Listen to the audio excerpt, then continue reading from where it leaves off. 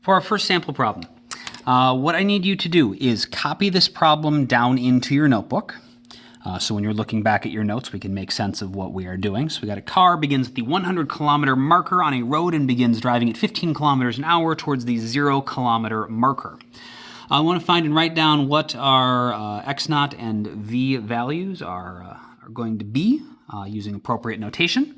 Write a position function for the car using how we define the position function and what that is. And then once you've got your position function, we're going to find how much time it takes to reach the 20-kilometer marker. And you need to show your work here. Some of you, once you get this position function written, or maybe even before that, you can just look at the problem, you can sort of see what's going on, you can either do it in your head or you know what buttons you would hit on your calculator, and you would be able to generate this answer without writing anything down. However, in order to get credit on the AP test and in order to show our work and most importantly to set ourselves up for when we start to do more complicated problems where you can't do it all in your head, we want to practice how to show good work right now. So go ahead and copy the problem down, solve the problem, and pause the video and then unpause it when you are ready to watch the solution after you've attempted everything. So pause the video now. All right. Here's the solution. If you haven't solved it yet, pause the video and finish up your solution. The first thing we needed to do was figure out x0, which was our initial position or our position at time 0, and our velocity, v. And so if we read the problem, it says that we are starting at the 100-kilometer marker.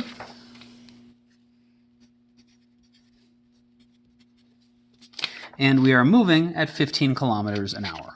And so it seems like this might be the answer.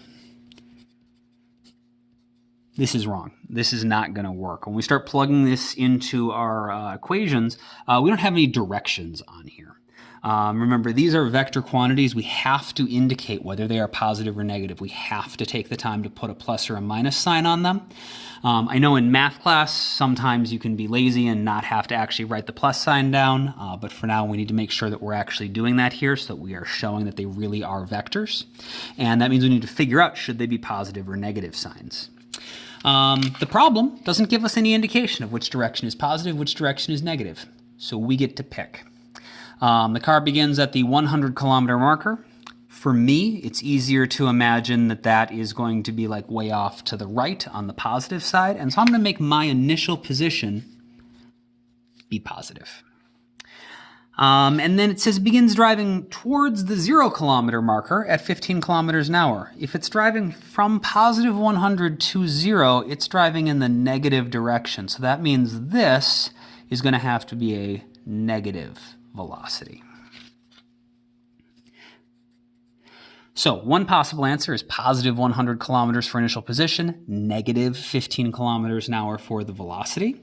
However, you could also flip those around. You could start at negative 100 kilometers and have a velocity of positive 15 kilometers an hour. What you can't do is leave the signs off, both because it is sloppy and also because mathematically it will give you the right answer. Even if you left the signs off and assumed they were positive, it still wouldn't work. You have to have opposite signs in order for this problem to give you the right answer. For our position function, we know the way that we write position functions is that the position at time t is equal to, if we've got a constant velocity, our velocity times our time plus x0, our position at time 0. And so that means we can write our position function for this one as our position is going to equal negative 15 kilometers per hour times the time plus our initial position, which was positive 100. So plus positive 100 is going to be like that.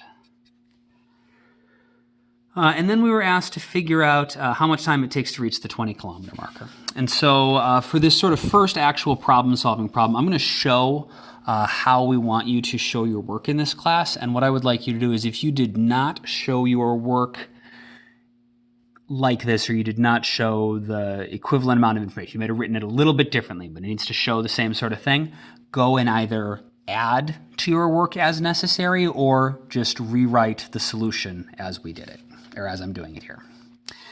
So Whenever we're given a problem-solving problem, we want to make sure that the first thing we do is just identify our given information. And so we've got 100 kilometers, negative 15 kilometers an hour for our initial position and our velocity. We also know that we're ending, our final position is going to be 20 kilometers. And if we're driving from the positive 100 to the 0, that must mean this is positive 20. If you made this negative 100, this would be negative 20. And so I'm going to take the time to actually write down that my final position is going to be positive 20 kilometers. And we're trying to figure out how much time it takes, and so I'm trying to solve for t. And so one thing we want to do is make sure that we always write down our given information. So we know that our final position is positive 20, and we're looking for time. And then it's just a matter of sort of plugging in and solving this equation. What we would like to get in the habit of is solving things algebraically. And so I'm actually going to use this version of the equation and rearrange it and only plug my numbers in at the end. So if I know that final position is equal to the velocity times the time plus the initial position, and I want to solve for the time, that would be final position minus the initial position is equal to the velocity times the time. The time is going to be equal to the final minus the initial position, or the displacement, divided by the velocity. And now I can go ahead and plug my numbers in. My final position was positive my final position is positive 20 kilometers. We're going to subtract positive 100, so minus 100 kilometers, divided by our velocity was negative 15 kilometers per hour. So when I do this, I'll get negative 80 kilometers divided by negative 15 kilometers per hour. Your time should be positive in the end. And so this is part of the reason we had to make sure that our signs were all right. If we do this correctly, your minus signs will cancel out. If your minus signs did not cancel out, and you just sort of ignored them, that's not good work. And when we get to more complicated problems, you're not going to know when you're supposed to ignore a sign because you made a mistake. And so make sure that you're doing everything right so that mathematically it works out the way it should. So our minus signs cancel out.